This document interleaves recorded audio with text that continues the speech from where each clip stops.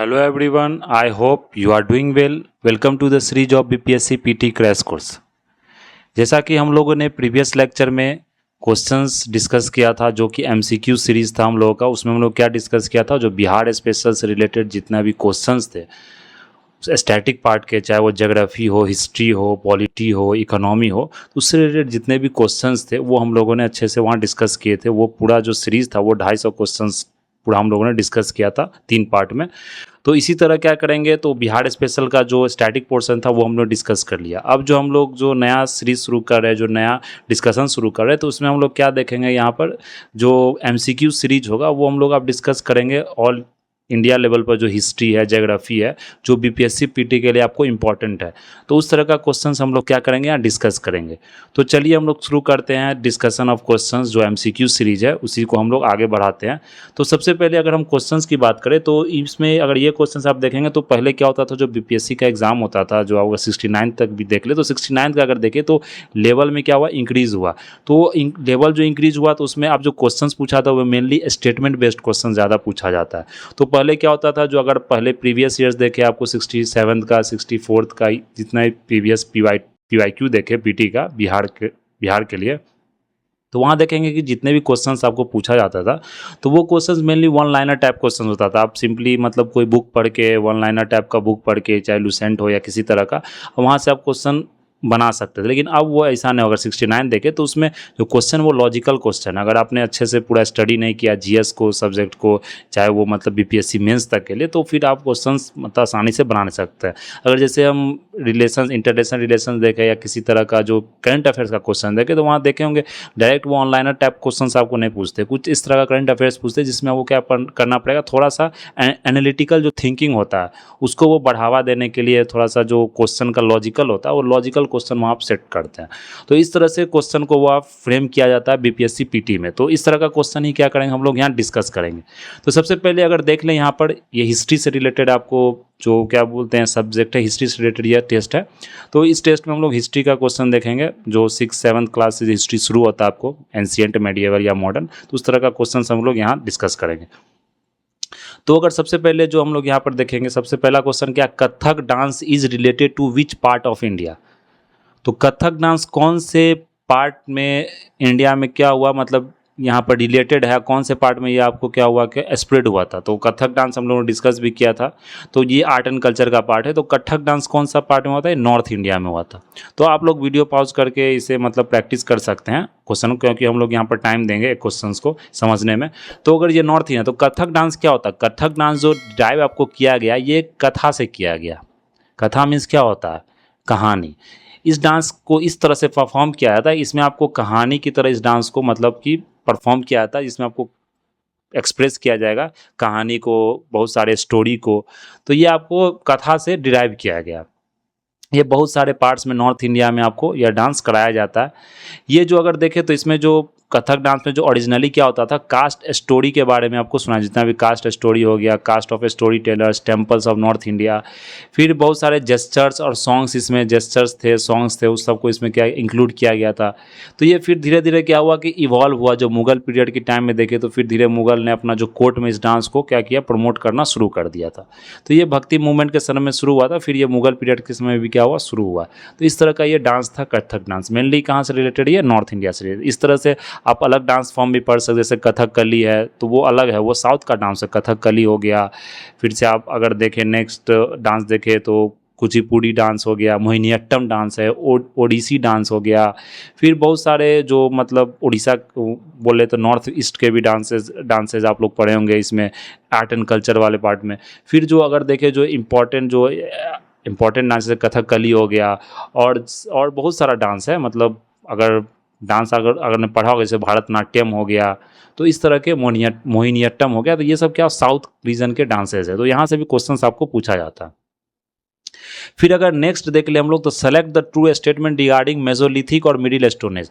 तो Mesolithic period क्या था, जो ये कौन सा पार्ट है, एंशियंट का पार्ट है। तो इसमें क्या जो क्वेश्चन डिस्कस करे तो आप एक एक पॉइंट को भी यहाँ मतलब लॉजिकली सॉल्व कर सकते हो। मेजोलिथिक क्या था, आपको ये जो शुरू हुआ था, अब ये कौन सा ईयर में आपको शुरू हुआ था, तो ये 12,000 ईयर्स अगो, 10,000 ईयर्स अगो मतलब आपको शुरू हुआ था। तो अगर टाइम पीरियड की बात करें तो 10,000 जो BC की हम लोग बात करते हैं यहाँ पर, तो उस समय क्या होता शुरू हुआ था। सबसे पहला कौन था, पैलियोलिथिक एज था, पैलियोलिथिक था। उसके बाद कौन था, मेजोलिथिक था, फिर नियोलिथिक था। पैलियोलिथिक में हम लोग डिस्कस किया था लोअर पैलियोलिथिक, मिडिल पैलियोलिथिक, अपर पैलियोलिथिक, तो इस तरह का एज डिस्कस किया था। मेजोलिथिक पीरियड क्या था, उसमें माइक्रोलिथ टूल का यूज किया जाता था। माइक्रोलिथ टूल क्या होता है, माइक्रोलिथ टूल्स होता है जो स्मॉल स्टोन टूल्स होता है, मतलब जो छोटा छोटा टूल्स होता है उसको माइक्रोलिथ्स करते हैं। तो ये ऑप्शन ये सेकंड आपको गलत हो गया, लार्ज इन साइज तो नहीं होगा, ये स्मॉल इन साइज है, तो ये गलत हो गया।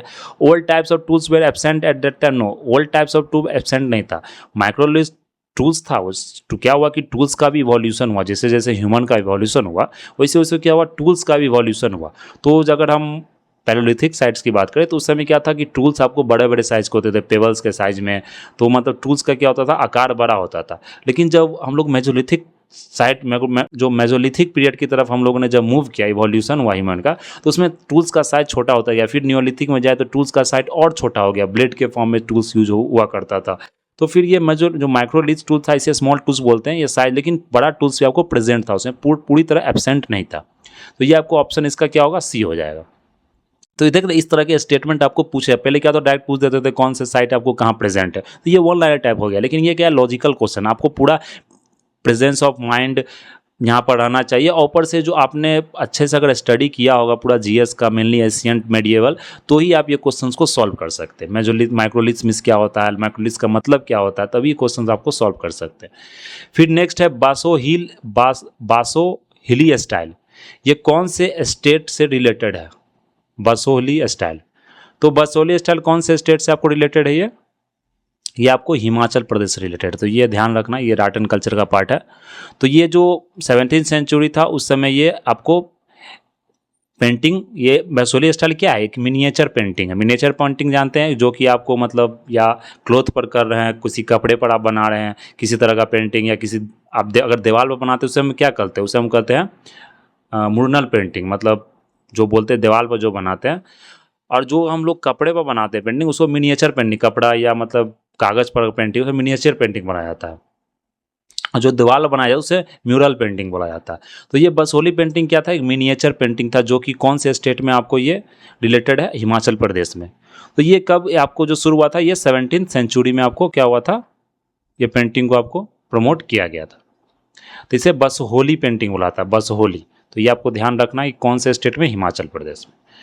फिर अगर नेक्स्ट देखें रास मंजरी, ये किसने कंपोज किया था, किसने इस किताब को लिखा था, रास मंजरी।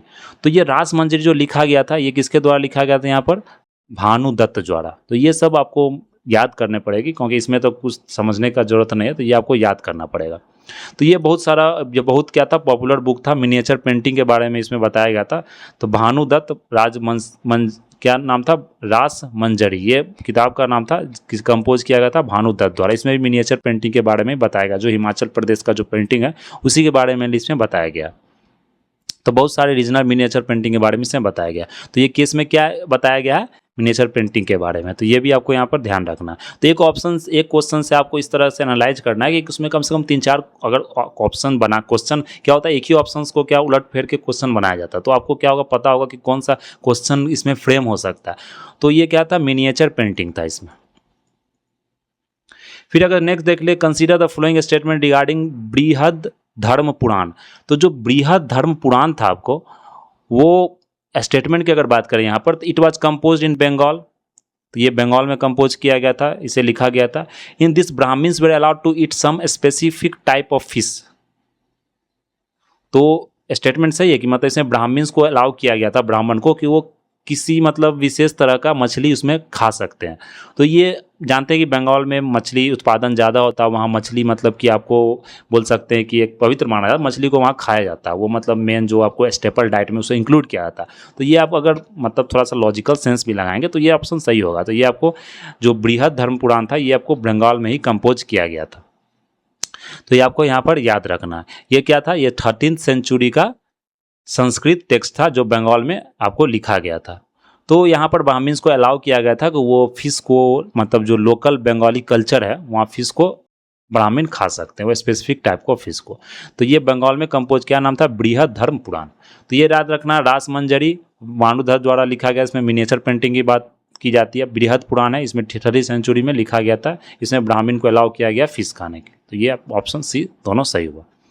फिर अगर यहाँ पर देखें, इसमें मैच करना आपको किस किस टाइम पीरियड भी पूछा जाता है। इस तरह के क्वेश्चंस पहले तो बहुत सारे पूछे जाते थे, अब क्या इस तरह के क्वेश्चंस अब कम पूछा जाता है, लेकिन फिर भी 1-2 क्वेश्चन अगर इस टाइप के आपको आता है तो जो फेमस बैटल है या फेमस जो मुगल एम्परर है, चाहे लेटर मुगल्स हैं, उसके बारे में आपको जानना होगा, उसका टाइम पीरियड के बारे में जानना होगा। तो जैसे फारूक सियार की बात करें तो फारूक सियार का टाइम पीरियड हम लोग जानते हैं, फारूक सियार का टाइम पीरियड क्या था। फिर आलमगीर टू, शाह आलम टू, अगर इसमें हम उस तरह से बात करें तो फारूक सियार के बाद कौन सा राजा आया था, इसमें शाह आलम टू आया था। फिर आलमगीर अहमद शाह था, फिर आलमगीर टू था। इस तरह से टाइम पीरियड फारूक सियार का टाइम पीरियड क्या होगा, सबसे कम होगा इसमें। तो 1713 से जानते हैं कि फारूक सियार ने जो फरमान जारी किया था 1717 में किया, तो इससे भी आप पता कर सकते हैं। तो इसका क्या होगा, 2 हो जाएगा, ए का क्या होगा आपको 2 होगा। तो यहाँ से देख सकते हैं। तो देखिए वो भी क्वेश्चन सेटर भी ये चीज़ जानता है कि सब स्टूडेंट जानते हैं कि फारूक सियार का टाइम पीरियड, तो ये सब में आपको 2 ऑप्शन ये यहाँ पर दे दिए। फिर अगर नेक्स्ट देखें आलमगीर टू, तो आलमगीर टू का जो टाइम पीरियड था वो क्या था, नेक्स्ट आलमगीर टू था, तो 1754 से 59 तक था। तो इसमें देखिए इसी के समय में क्या होता है, बैटल ऑफ प्लासी हुआ था। ये भी आपको ध्यान रखना, क्या होता है कि क्वेश्चन इस तरह से पूछा जाता है, जो बैटल ऑफ प्लासी हुआ था वो उस समय कौन सा मुगल एम्परर था, मुगल एम्परर उस समय कौन सा प्रेजेंट था आपको इंडिया में। तो कौन सा मुगल एम्परर था उस समय, जो रेजिम था वो आलमगीर टू का था। फिर अगर इसी में आप देख ले, यहाँ पर जो अगर हम लोग बात करें क्या बोलते हैं यहाँ पर, जो शाह आलम टू का, तो शाह आलम टू का क्या था, 1759 से 1806 तक था। तो ये शाह आलम टू का यहाँ पर ये टाइम पीरियड था। शाह आलम टू के ही समय जानते हैं बैटल ऑफ क्या हुआ था, बक्सर हुआ था, या बैटल ऑफ क्या होता, प्लासी हुआ था। BOP से आप याद रखिए, बैलेंस ऑफ पेमेंट नहीं है, ये बैटल ऑफ बक्सर है। Battle of Buxar battle of Plassey से हुआ था।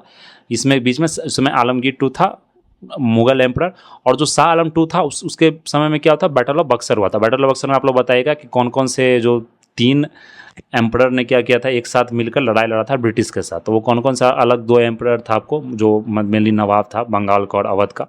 फिर जो नेक्स्ट है अहमद शाह, तो अहमद शाह का जो रूलिंग पीरियड था वो कब था, वो 1748 से 54।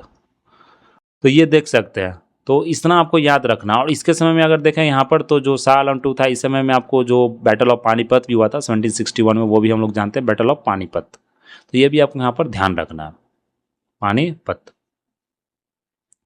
तो इतना का बैटल आपको याद रखना। बैटल का डेट भी आपको याद रखना, कौन सा जून है, 23 जून या 16 अक्टूबर, जो भी है, मतलब वो भी आपको डेट याद, क्योंकि डेट भी पूछा जाता है, क्योंकि फेमस बैटल है।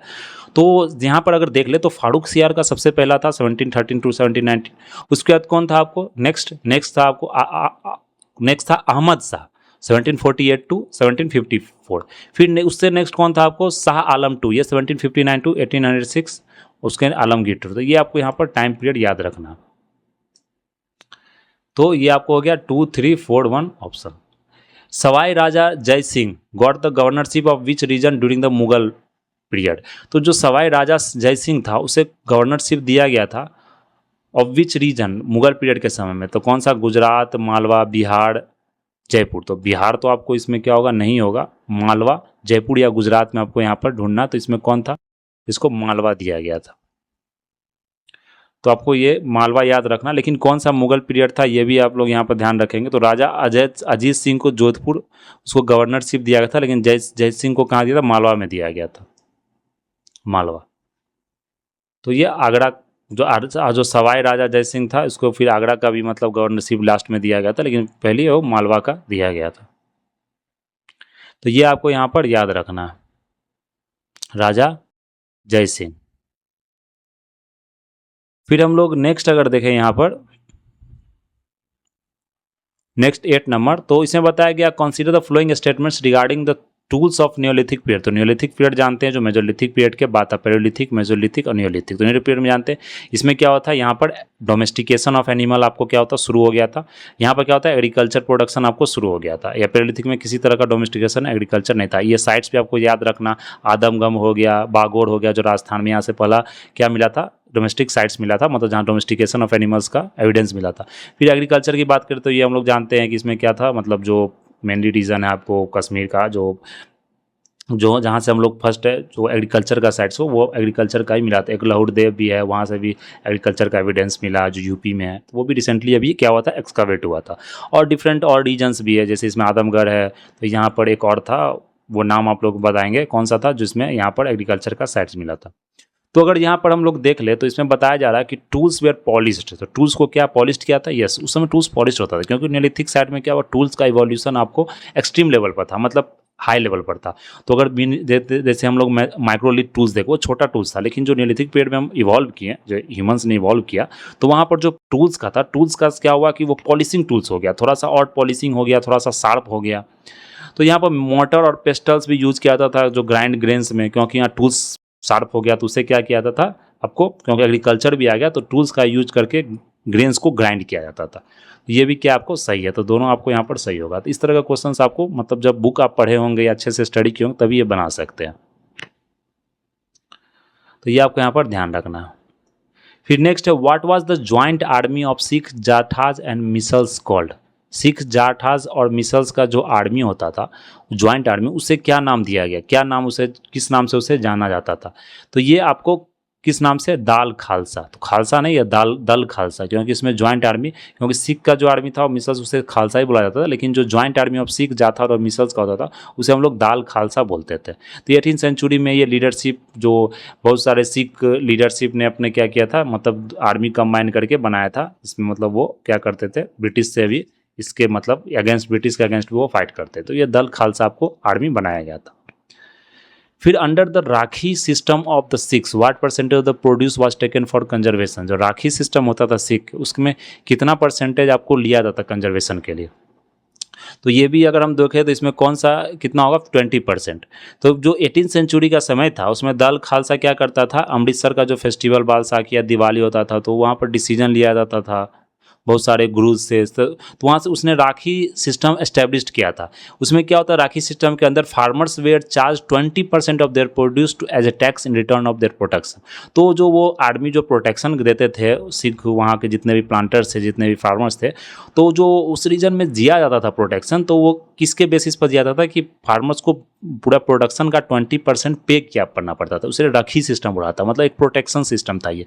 मतलब यहाँ पर क्या करना पड़ता था, प्रोटेक्ट करना पड़ता था at rate of 20% of total produce, total जो कितना ही प्रोड्यूस हुआ एग्रीकल्चर का जो ग्रेन्स प्रोड्यूस हुआ, तो 20%, ये आपको यहाँ पर ध्यान रखना। इस तरह क्वेश्चन पूछा जा सकता है, ये मेनली एनसीईआरटी का ही पार्ट है। फिर है select the true statement about the political system prevalent during Rig वैदिक पीरियड। तो ऋग वैदिक पीरियड में जो पॉलिटिकल सिस्टम जो शुरुआत था, जो प्रिवेलेंट था, वो किस तरह का था। The king had the power to collect taxes from the people, the king sons was the natural heir of the king. तो जानते हैं कि ऋग वैदिक पीरियड में जो ऋग वैदिक पीरियड क्या हो गया, ये आपको अर्ली वैदिक पीरियड हो गया। तो जो मेनली जो हेयर ऑफ द किंग या हेरिडिटी सिस्टम, वो लेटर पीरियड में हम लोग देखेंगे वहाँ बढ़ा था। ये अर्ली वैदिक पीरियड में ये चीज़ सिचुएशन नहीं था, पॉलिटिकल सिस्टम उस समय नहीं था। उस समय जो ट्राइबल ग्रुप था, वो राजा राजन जिसे बोलते हैं, वो ट्राइब्समैन का हेड होता था, लेकिन वो इस तरह से नहीं था कि वो कलेक्ट करे टैक्स को, वो पीपुल के ऊपर, लोगों के ऊपर डिपेंड होता था कि लोग अपने मन से कितना, एक बलि आप लोगों ने सुना होगा, वो वॉलंटरी टैक्स पे करते थे। मतलब टैक्स मतलब ग्रेन जितना वो ने उगाया तो वो ग्रेन आपको पे, ग्रेन जाके दे दिए, मतलब वॉलंटरी अपने मन के हिसाब से, मर्जी के हिसाब से। तो इस तरह का कोई पॉलिटिकल सिस्टम, कोई जो कलेक्शन टैक्स का सिस्टम, कोई पॉलिटिकल सिस्टम आपको एस्टेब्लिश नहीं था अर्ली वैदिक पीरियड में। तो ये आपको क्या होगा, दोनों इसमें गलत हो जाएगा। तो ये आपको ध्यान रखना अर्ली वैदिक लेटर पे। फिर लेटर पीरियड में क्या हुआ कि आप जानते हैं कि सभा समिति भी जो बना था, तो सभा समिति में वो देखो तो सभा में वुमेन का ही पार्टिसिपेशन होता, समिति में तो वुमेन का नहीं था, लेकिन वितस्ता में भी वुमेन था। लेकिन अगर लेटर वैदिक में पीरियड देखो तो किसी में वुमेन का पार्टिसिपेशन भी नहीं था, और जो वितस्ता ग्रुप था उसे अबोलिश कर दिया गया था। ये हम लोगों ने डिस्कस भी किया था जब हम लोगों ने अपर जो अर्ली वैदिक पीरियड और लेटर वैदिक पीरियड के बीच में जो डिफरेंस हम लोगों ने पढ़ा था, तो वो डिफरेंस के बारे में हम लोगों ने वहाँ समझा था। फिर नेक्स्ट है आपको जो consider the following statements regarding the social conditions of the later Vedic period. तो लेटर वैदिक पीरियड का कंडीशन क्या था, सोशल, वुमेन और Shudra were not allowed to study the Vedas. तो ये क्या था कि इसमें सही बात है कि इसमें धीरे धीरे क्या हो, कास्ट सिस्टम का, अर्ली वैदिक वर्णा सिस्टम, तो कास्ट सिस्टम का धीरे धीरे क्या होना शुरू हो गया, पूरा रूटेड हो गया, मतलब कास्ट सिस्टम आपको सोसाइटी में फैलने लग गया। तो कास्ट सिस्टम के कारण क्या हो गया कि ये शूद्रास को, वुमेन को अलाउ नहीं किया जाता किसी भी वेदास को पढ़ने के लिए। तो फिर now caste system are decide on the basis of birth. ये कास्ट सिस्टम को बर्थ के बेसिस पर ही क्या किया था, डिसाइड किया जाता था। तो ये आपको क्या होगा, दोनों इसमें सही होगा। तो जानते हैं कि जो वर्णा सिस्टम था उस वर्णा सिस्टम में डिवाइड होता था। वर्णा सिस्टम क्या था? 4 वर्णा था, ब्राह्मीण, क्षत्रियास, वैश्यास और शूद्रास। तो ये 4 वर्णा सिस्टम था उसमें। आप ये 4 वर्णा सिस्टम में डिवाइड किया जाता था। फिर भी उसमें भी क्या होता था कि जो कास्ट सिस्टम आपको निकल गया डिफरेंट वर्णा में, तो वो बेसिस होता था किस पर? बर्थ पर। पहले क्या होता था? प्रोफेशन पर बेसिस होता वर्णा सिस्टम, अब कास्ट सिस्टम पर बेसिस हो गया। तो यहाँ पर आपको वुमेन धीरे धीरे एक्सप्लॉयटेशन शुरू हो गया, शूद्रास का भी एक्सप्लॉयटेशन शुरू हो गया, जो सर्विंग कास्ट आपको माना जाता था। फिर नेक्स्ट है what is the meaning of प्रशस्ति। प्रशस्ति का मीनिंग क्या होता है? जो प्रशस्ति है उसका मीनिंग क्या होता है? प्रेज। मतलब यहीं से आप लगा सकते हैं प्रशस्ति मीन्स क्या करना? किसी का प्रेज करना, किसी का मतलब कि आपको, जैसे राजा क्या होता है तो प्रशस्ति, जैसे हम लोग सुना भी होगा जो डिफरेंट राजाज में प्रशस्ति लिखा गया है, तो प्रशस्ति क्या था? प्रेजिंग फॉर्म, मतलब उसका आप क्या करें? गुणगान कर रहे हैं, तो इसे प्रेज बुलाया था। मीनिंग ऑफ द प्रशस्ति क्या होगा? प्रेज होगा। तो ये सिंपल है, इस तरह क्वेश्चन तो नहीं पूछा जाता। Who has describe the policies of, ये पूछा भी जा सकता है क्योंकि ये एंशिएंट का टर्म जानते हैं कि ये यूपीएससी भी इस तरह के क्वेश्चन आपको पूछती है कि कोई भी टर्म आपको उठा के वहाँ से एंशिएंट से, और वो आपको पूछ देगी कि इस टर्म का मीनिंग क्या होता है। Who has describe the policies of Samudragupta. Samudragupta का जो पॉलिसीज है वो किसने आपको डिस्क्राइब किया है, किसने मतलब लिखा है? तो कौन, किसने लिखा है? ये हरिसेना ने लिखा है। हरिसेना ने क्या लिखा है? पूरा आपको यहाँ पर लिखा गया है। तो अगर हम हरिसेना की बात करें तो ये समुद्रगुप्ता के कोर्ट में पोएट था हरिसेना। कौन थे ये? पोएट थे, जिन्होंने मतलब कि आपको ये समुद्रगुप्ता के बारे में इन्होंने लिखवाया है। समुद्रगुप्ता के प्रशस्ति एक तरह से बोल सकते हैं, प्रेजिंग के फॉर्म में। तो ये हरिसेना कोर्ट पोएट थे समुद्रगुप्ता के। समुद्रगुप्ता कौन? गुप्ता डायनेस्टी का मतलब ये आपको रूलर था। अगर फिर हम लोग समुद्रगुप्ता की और बात करें तो इसे समुद्रगुप्ता को मतलब वीणाई बजाते थे इसलिए कविराज भी बोला गया है। और बोले तो नेपोलियन ही बोला जाता था, नेपोलियन ऑफ इंडिया। इन्होंने, इसने कोई सा वो तो वार बोल सकते हैं, कोई बैटल नहीं हारा। तो ये इस तरह का आपने पढ़ा भी होगा। तो प्रशस्ति की अगर बात करें तो प्रशस्ति हमने जैसे प्रेज का मतलब होता है, लेकिन प्रशस्ति बोला जाता है कि ये कंपोज किया गया था जो गौतमी पुत्र श्री सतकर्णी थी। सतवाहना रूल हम लोग पढ़ेंगे आगे। तो सतवाहना में जो गौतमी पुत्र सतकर्णी, श्री सतकर्णी थी, उन्होंने इसको क्या लिखा था? कंपोज करवाया था। तो इतना आपको ध्यान रखना। What is the number of rulers of दक्षिण पथ मेंशन बाय हरिसेना इन प्रयाग प्रशस्ति। प्रयाग प्रशस्ति जो हरिसेना द्वारा लिखा गया समुद्रगुप्ता में, दक्षिण पथ मेंशन, तो इसे नंबर ऑफ रूलर्स कितना इसे मेंशन किया गया? तो जो नंबर ऑफ रूलर इसे मेंशन किया वो 12 क्या किया गया? इसमें मेंशन किया गया। तो हरिसेना जो डिस्क्राइब किया था different types of king, Samudragupta policies, तो इसमें क्या पूरा डिस्क्राइब था? 12 का 12 दक्षिण पथ में आपको मेंशन था इसमें। इस तरह से आप इसे याद रख सकते हैं।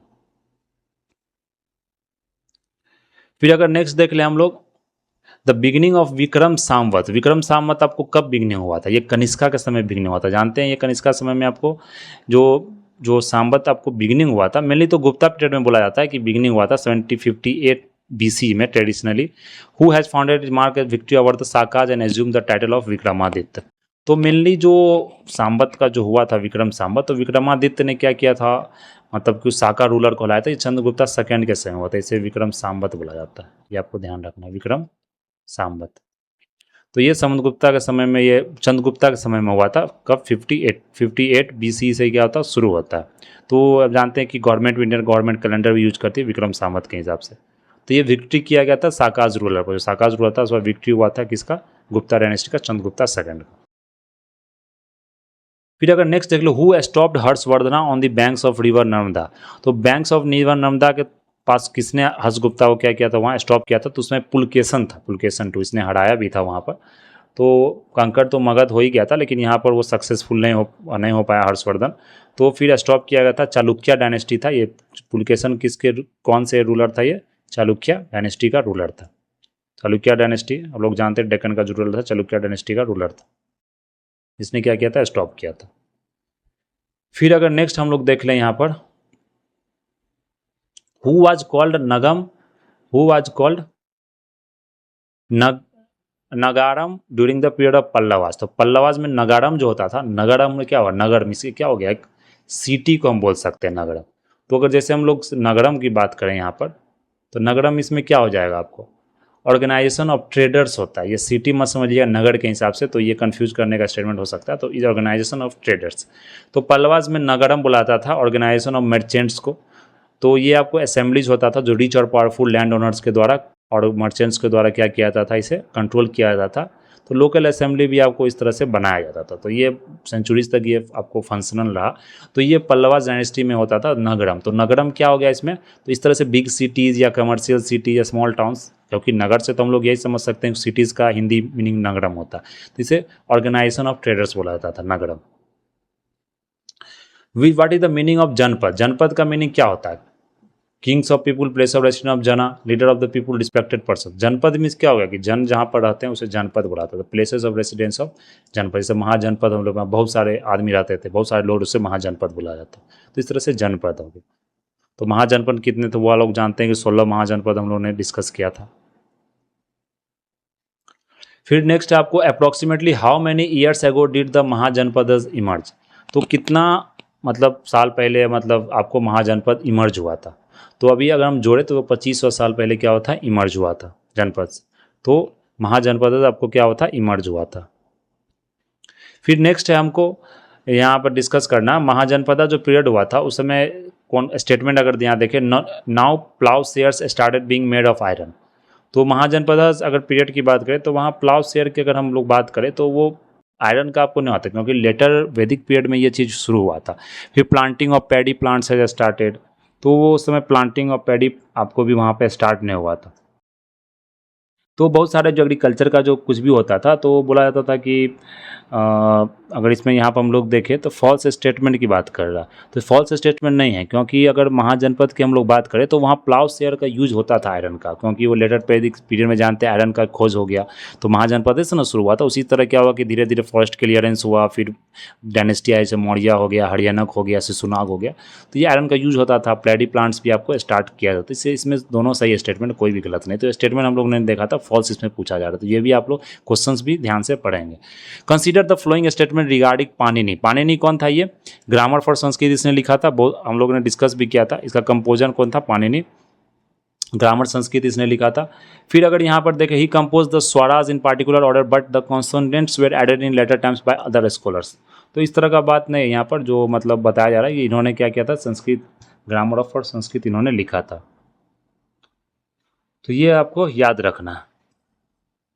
फिर नेक्स्ट बोला जाता है इन विच बुक इज वज्जी संघ लोकेटेड। वज्जी जानते हैं कि वज्जी का कैपिटल क्या था, वैशाली। तो कौन सा बुक में मेंशन है, दिग्घ निकाया। दिग्घ निकाय क्या है, ये आपको बुद्धिस्ट बुक है, ये बुद्धिस्ट लिटरेचर है। ये क्या है, बुद्धिस्ट लिटरेचर है। अनुगत्तर निकाय बुद्धिस्ट लिटरेचर, निकाय जी भी रहे, महाजमी निकाय विनय पिटक का, ये भी बुद्धिस्ट लिटरेचर है। तो सारा बुद्धिस्ट लिटरेचर है, आपको ये ध्यान रखना है, पूछा जाता है बुद्धिस्ट लिटरेचर के बारे में। तो किसमें मेंशन है, ये दिग्घ निकाय में मेंशन है, बुक Vajji Sangha. The ruler of which dynasty build the temple of Jagannath Puri in Puri Orissa. तो किस रूलर ने आपको बनाया था जगन्नाथ इन पुरी, किस डायनेस्टी ने, तो मौर्य, पाला, गंगा, खाड़वेला। तो जानते हैं जो मेनली उड़ीसा में जो उस समय रूल होता था वो गंगा डायनेस्टी का रूल होता था। जिस समय जगन्नाथ पुरी बना था तो गंगा डायनेस्टी का रूल किया जाता था। तो पुरी में जगन्नाथ टेम्पल है, वो जानते हैं।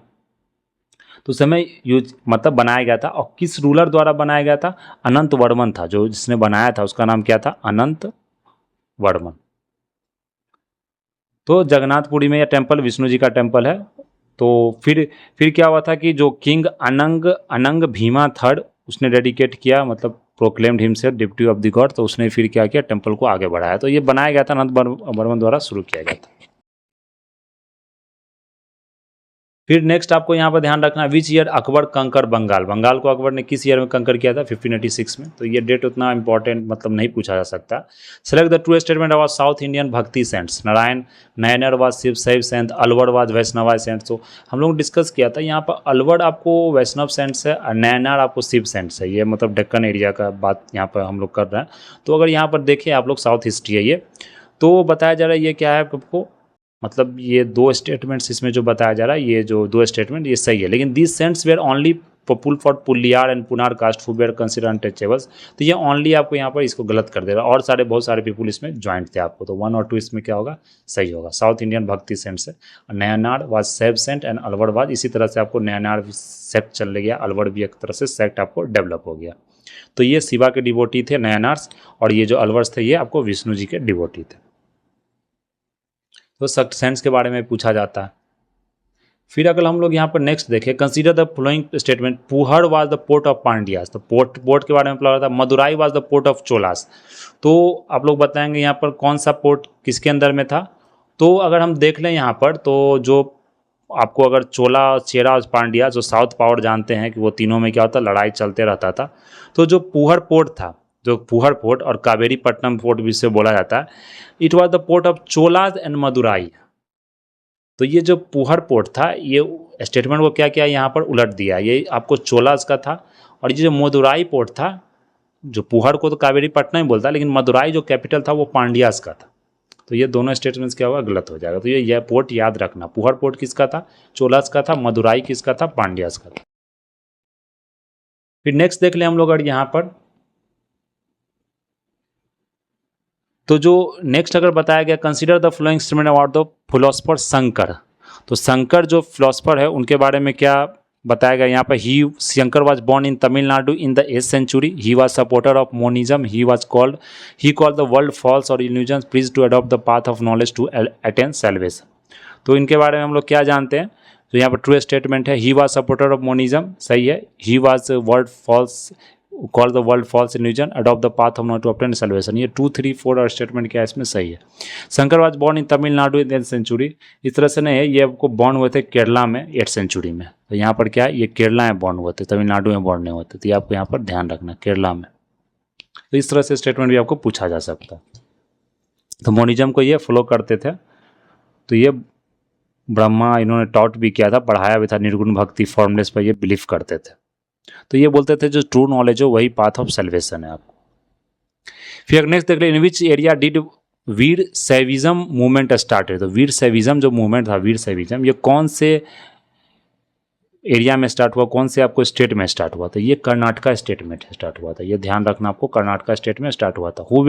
Who wrote Mahatma Gandhi's favourite hymn, Vaishnav Jan तोनी कहिए पीरी पढ़ाई जाना रे, वैष्णव जन तो तेने कहिए पीर पढ़ाई जाने रे। तो ये किसने लिखा था आपको, जो महात्मा गांधी जी का फेवरेट क्या था, मंत्र था, फेवरेट सॉन्ग था ये। तो इन्हें किसने लिखा था, नारसी मेहता ने लिखा था। तो ये नारसी मेहता आपको यहाँ पर याद रखना। डेक्कन सॉन्ग पोएम्स थे ये। तो ये मतलब कि जो यहाँ से महात्मा गांधी जी ने मतलब लिखा था ये। तो ये आपको यहाँ पर ध्यान रखना। तो ये हम लोग ने डिस्कस किया आपको कितने क्वेश्चंस तक, 30 क्वेश्चन तक। यहाँ देखिए हिंदी में लिखा है ना, वैष्णव जन तो तेने कहिए पीर पढ़ाई जाने रे। तो ये नरसिंह मेहता ने यहाँ पर डिस्कस किया, तो हिंदी में भी आप देख सकते हैं। फिर अगर नेक्स्ट देखें तो in which region of India did Nath Panth initially became popular. नाथ पंथ किस रीजन में आपको क्या हुए, मतलब इनिशियली पॉपुलर हुए। तो कौन सा रीजन है ये, नॉर्दर्न रीजन, आपको यहाँ पर ये ध्यान रखना।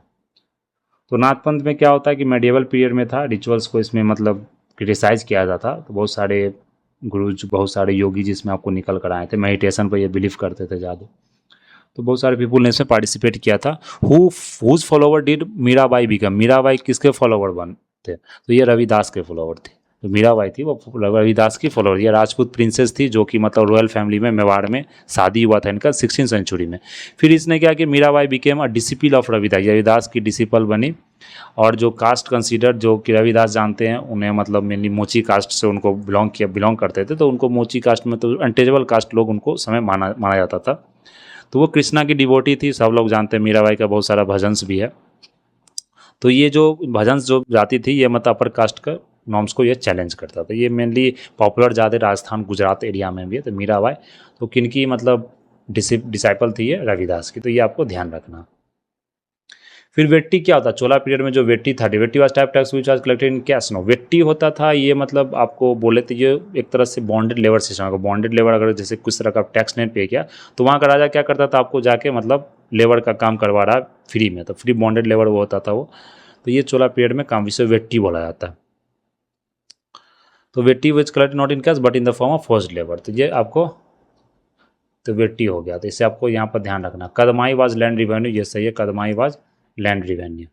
कदमाई क्या था, आपको लैंड रिवेन्यू था। फिर अगर in which family was Kabir born. Kabir कौन से, वो सब जानते हैं, जुलाहा फैमिली में, वेबर फैमिली में इनका जन्म हुआ था।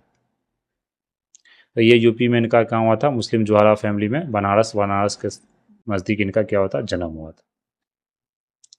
ये क्या निर्गुण भक्ति संत थे। फिर अगर देख लो हु स्टार्टेड द, तो कबीर साहब का जन्म हुआ था वेहर कम्युनिटी में। Who started the langar system, langar system किन्होंने स्टार्ट किया था? गुरु नानक। तो गुरु नानक जो साहब थे आपको, उन्होंने लंगर सिस्टम स्टार्ट किया था आपको। तो यहीं से लंगर सिस्टम देखते हैं, इसलिए जो सिख कम्युनिटी में लंगर सिस्टम आपको बहुत ही क्या फेमस है। किसी भी गुरुद्वारा में जाएँ आप तो वहाँ लंगर सिस्टम देखेंगे आपको, वहाँ पर वो मतलब ऑर्गेनाइज ही रहता है। तो जैसे नाना साहब का जन्म कहाँ हुआ था? पाकिस्तान जो उस समय इंडिया का पार्ट था, वहाँ इनका इनका जन्म हुआ था। तो इन्होंने करतारपुर जो डेरा बाबा नानक जो करतारपुर साहिब है, वहाँ उनको इनके में बनाया गया है। तो मतलब ये आपको फॉलोअर्स थे, सिखिज़्म जो फॉलोअर्स बोल सकते हैं।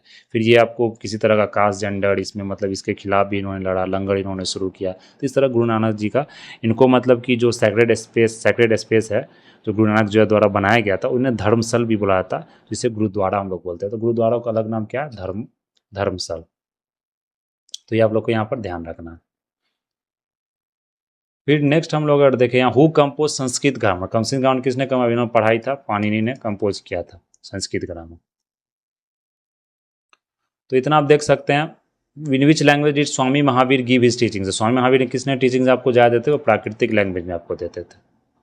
फिर अगर देख ले तो जैनिज्म का, अगर money traders support Jainism, yes traders तो सपोर्ट करते। Most of the people of peasant class did not accept Jainism, peasant नहीं करते थे, क्योंकि जैनिज्म में क्या बिलीफ था कि आप पूरी तरह से आपको एक्सट्रीम पिनेंस और एक्सट्रीम नॉन वायलेंस मतलब कि मेंटेन करना है। तो एक्सट्रीम नॉन वायलेंस तो आप नहीं कर सकते हैं, जो अहिंसावादी जो, क्योंकि जैनिज्म बिलीव था कि आप जैसे खेती भी करते हैं एग्रीकल्चर प्रोडक्शन, तो उसमें भी क्या होता है कीटाणु, मतलब अगर जैसे आप पेड़ लगा रहे हैं, पेड़ उखाड़ रहे हैं, मट्टी को आप मतलब कि खोद रहे हैं, किसी तरह का प्लाव कर रहे हैं मतलब, तो उसमें क्या होता है कि उसमें बहुत सारे कीटाणु, बहुत सारे जीवाणु मर जाते हैं। तो वो भी मतलब खिलाफ था जैनिज्म में अगर प्रैक्टिस करे, तो इसलिए बहुत सारे मतलब पीजेंट्स नहीं जुड़ पाए।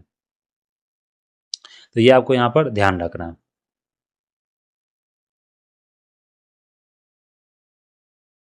तो फिर नेक्स्ट है आपको जो 39 number, in which the book the compilation of the rulers made for Buddhist Monks living in the संघा फाउंड। तो संघा जो जो रूल्स किस बुक में लिखा गया था? विनय पिटका में लिखा गया था। तो विनय पिटका और जो सुत्त पिटका था, ये क्या था? ये फर्स्ट बुद्धिस्ट काउंसिल में क्या किया था? इसे कंपाइल किया गया था। भगवती सूत्र जानते हैं, ये सूत्र है, ये आपको जैनिज्म का बुक है, ये मतलब बुद्धिज्म का लिटरेचर है भी नहीं। फिर अगर देख लें यहाँ पर consider the following regarding Mahayana, they were related to Buddhism, Mahayana Buddhism से रिलेटेड है। फिर प्रमोटेड आइडल वर्शिप, ये भी सही है। तो जो 40 की हम बात करें 41 की, 41 में क्या है आपको यहाँ पर दोनों सही है, 41 में दोनों सही है। 40 की बात करें तो हम लोग 40 तक रहने देते हैं यहाँ पर। तो which are the following not correct in the context of Buddhist Sangha, there were separate arrangement for the living of man and women Sangha, all persons could take admission in Sangha, children had to take permission from their parents, ये तो बात सही है। Two unmarried women needed permission from their parents to enter the Sangha, ये भी आपको मतलब कि सही है 40 का। अगर यहाँ पर हम देख लें married women needed permission from their parent to in the Sangha, तो ये बोला था, ये करेक्ट आपको यहाँ पर नहीं है। मैरिड वुमन को वहाँ पर नहीं लिया जाता था मतलब संघ में। तो मैन वुमेन का अलग सेपरेट ब्रांच रहता था। संघ को हर एक पीपल ज्वाइन कर सकते, चिल्ड्रन को परमिशन लेना पड़ेगा। तो किंग के साथ जो काम करता है, किंग के पास उसको परमिशन लेना पड़ेगा। Women have to take their husbands permission, parents से नहीं लेना, हस्बैंड से परमिशन लेना। तो यहाँ पर मैरिड वुमेन भी संघ ज्वाइन कर सकती है, लेकिन यहाँ हस्बैंड से परमिशन लेना। तो इस तरह का भी आपको क्वेश्चंस फॉर्म किया जा सकता है। तो ये आपको लॉजिकल है, लॉजिकल सेंस अगर यहाँ पर लगा रहे तो ये आपको क्या होगा? ये गलत था। तो हम लोग क्या करते हैं, अभी इस वीडियो में इतना ही रहने थे, क्योंकि ये वीडियो फिर क्या होगा आपको ज़्यादा लेंदी हो जाएगा। तो नेक्स्ट वीडियो में हम लोग क्या करेंगे, इसी मतलब लेक्चर को प्रोसीड करेंगे, आगे बढ़ाएंगे और कंप्लीट करेंगे। इस जो जितने भी क्वेश्चन है, मेनली इसमें 100 क्वेश्चन है, वो हम लोग क्या करेंगे, डिस्कस करेंगे। That's all for today. Thank you very much.